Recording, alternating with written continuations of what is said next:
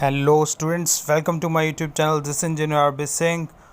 और आज मैं आपके लिए लेके आया हूँ एक बहुत ही इंटरेस्टिंग वीडियो जिसका टॉपिक है क्या किसी मरे हुए इंसान को ज़िंदा किया जा सकता है।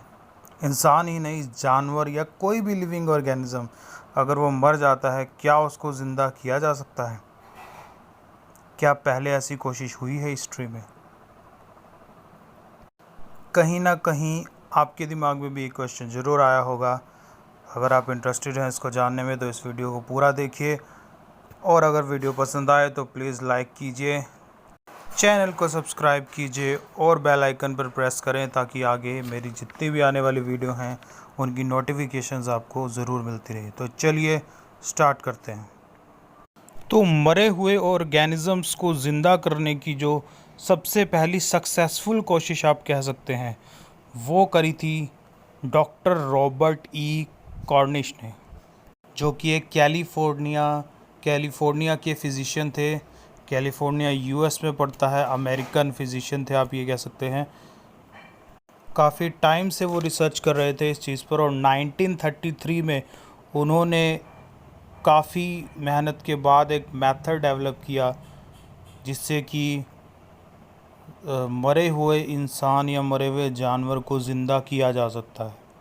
तो सबसे पहले जानते हैं कि क्या थ्योरी उन्होंने यूज़ करी। उनका ये मानना था कि अगर किसी डेड बॉडी में, मतलब जिसको मरे हुए ज़्यादा टाइम नहीं हुआ है, किसी डेड बॉडी में अगर किसी भी तरह से ब्लड फ्लो करवा दिया जाए और कुछ केमिकल्स उसकी बॉडी में इंजेक्ट कर दिए जाए और लगातार ब्लड फ्लो होता रहे, तो उस मरे हुए ऑर्गेनिज्म को ज़िंदा किया जा सकता है।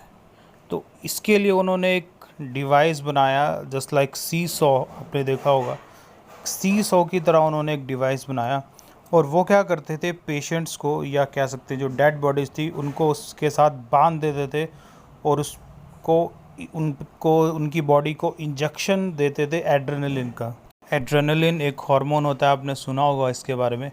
एड्रेनलिन का इंजेक्शन देते थे और साथ में हैपरिन का भी इंजेक्शन देते। तो हैपरिन क्या करता, हैपरिन ब्लड को क्लॉट नहीं होने देता, उसको थिन रखता है ताकि ब्लड फ्लो में कोई दिक्कत ना हो। तो इस तरह से उन्होंने एक्सपेरिमेंटेशन स्टार्ट करी 1933। एक साल लगे वो रहे, बट कोई उनको ख़ास सक्सेस नहीं मिली। तो फिर रॉबर्ट ई कॉर्निश ने सोचा कि चलिए इंसानों को छोड़ते हैं, पहले जानवरों पर एक्सपेरिमेंट करते हैं। मे भी हो सकता है कि जानवरों पर सक्सेसफुल हो जाए, उसके बाद इसको ट्राई करेंगे ह्यूमंस पर। तो उन्होंने ये जो एक्सपेरिमेंट था किस पर किया, डॉग्स पर। तो जो भी वो डॉग्स लेके आते थे मरे हुए, उनको उन्होंने नाम दिया लेज़रस करके, लेज़रस 1, लेज़रस 2, लेज़रस 3, 4 एंड 5। तो इस तरह से 5 डॉग्स पर उन्होंने एक्सपेरिमेंट किया। 5 डेड डॉग्स थे, जिसमें से जो पहले 3 डॉग्स थे वो को उन्होंने पूरी कोशिश करी, एड्रेनलिन दिया, हेपरिन दिया और सी सोप पर बांध कर उसको इधर उधर करते रहे, ब्लड सर्कुलेशन करने की उन्होंने करी कोशिश, लेकिन वो ज़िंदा नहीं हो पाए। उसके बाद तो पहले 3 डॉग्स तो जो थे वो सक्सेसफुली ज़िंदा नहीं हो पाए, लेकिन जो लास्ट के 2 डॉग्स थे, लेज़रस 4 एंड लेज़रस 5, उनमें से जो दोनों ही डॉग्स थे वो ज़िंदा हो गए। हालांकि अगर लेज़रस 4 की बात करें तो वो बहुत ही बीमार रहता था, वो कोई इतना ज़्यादा नॉर्मल नहीं था ज़िंदा होने के बाद, और बिना सहारे के वो खड़ा भी नहीं हो सकता था। लेकिन अगर बात करें 5th वाले डॉग की, जो कि लेज़रस 5 था, वो बिल्कुल नॉर्मल हो गया 3-4 दिन के अंदर। और वो आप कह सकते हैं जो 5th डॉग था, बिल्कुल उसको पूरे तरीके से आप कह सकते हैं उसको ज़िंदा कर दिया था डॉक्टर रॉबर्ट ई कॉर्निश ने।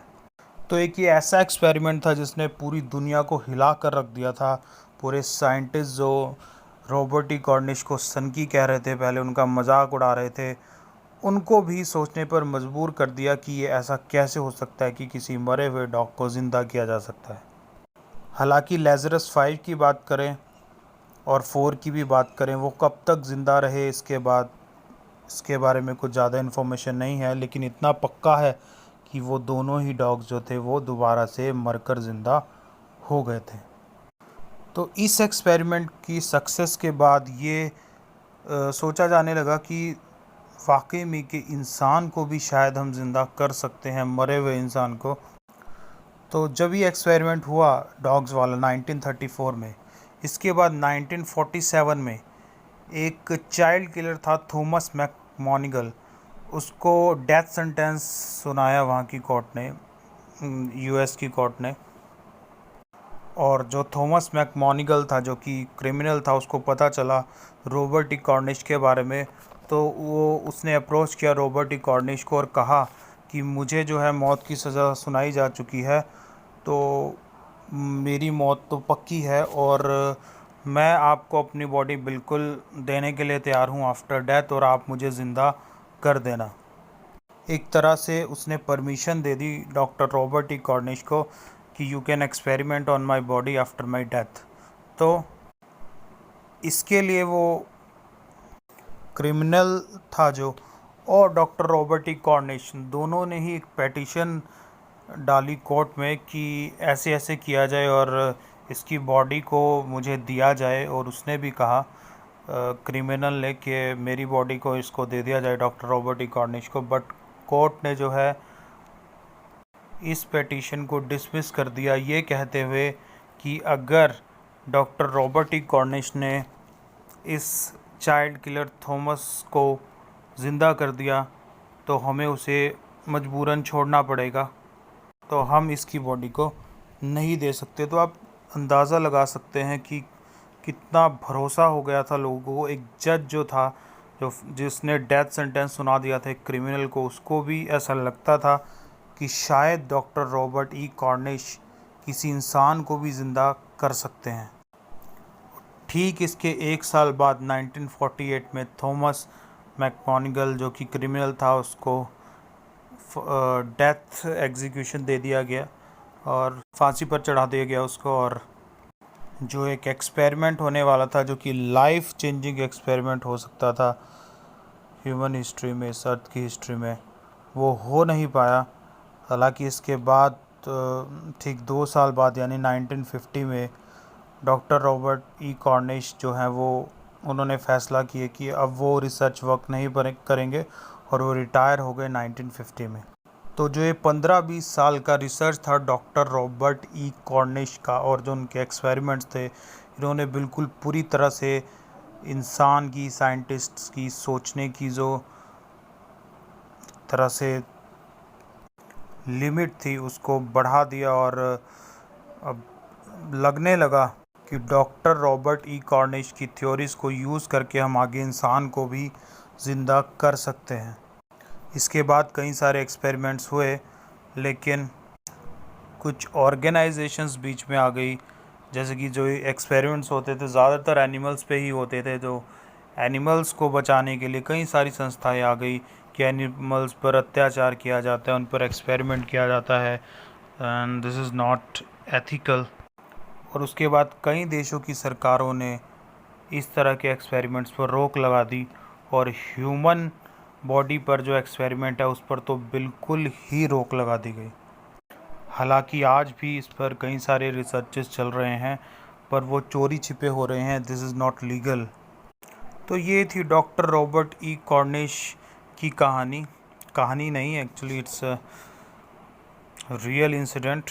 तो आपको क्या लगता है फ्रेंड्स कि इस तरह के एक्सपेरिमेंट्स होने चाहिए, या गवर्नमेंट को बिल्कुल पूरी तरह से, वैसे बैन है ही है, और कहीं अगर होते भी हैं तो उनको बिल्कुल जो इस तरह के एक्सपेरिमेंट्स करने वाले साइंटिस्ट हैं उनको सज़ा देनी चाहिए? या आपको लगता है कि ऐसे एक्सपेरिमेंट्स होने चाहिए जो कि काफ़ी अच्छे हो सकते हैं आगे आने वाले टाइम में ह्यूमंस के लिए भी और एनिमल्स के लिए भी, जिससे हम मरे हुए लोगों को ज़िंदा कर सकते हैं? तो अपनी राय कमेंट बॉक्स में ज़रूर दीजिए, और मेरी वीडियोस आपको कैसी लग रही हैं और आगे आप किस तरह की वीडियोस देखना चाहते हैं, इस पर अपनी राय ज़रूर दीजिए। अगली बार फिर मिलेंगे किसी और वीडियो के साथ। Thank you.